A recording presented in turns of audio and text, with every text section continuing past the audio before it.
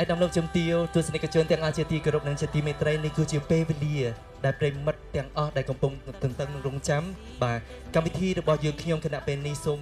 ជូនជាមួយនឹង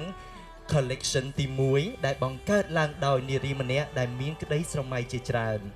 កញ្ញាបានដាក់ឈ្មោះ collection នេះថា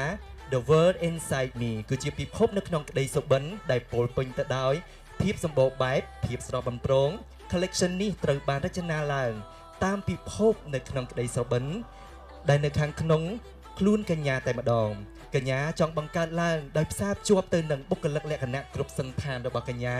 ភាពថ្លៃថ្នូរប្រណិតភាពដូចជាព្រះនាងម្ចាស់ភាពគួរឲ្យស្រឡាញ់ភាពរំទុំរួមបញ្ចូលជាមួយនឹងក្តីស្រឡាញ់ទៅកាន់ធម្មជាតិដែលមានផ្ទៃមេឃពណ៌ខៀវធំល្វឹងល្វើយដុំប្រពកដែលកំពុងរសាត់អណ្ដែត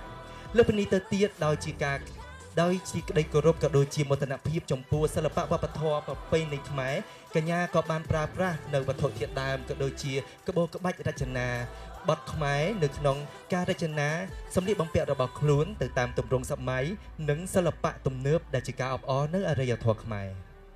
The long-awaited moment has finally arrived. We are beyond excited to introduce a collection inspired by a girl with a million dreams. She calls it The World Inside Me,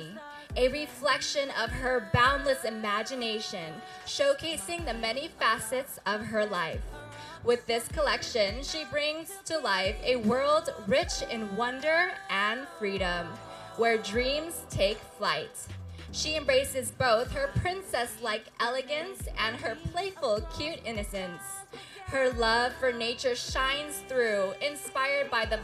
vast blue sky and billowing clouds. Beyond that, she proudly weaves her Khmer heritage in her designs, using Khmer materials to celebrate her culture in a modern and artistic way.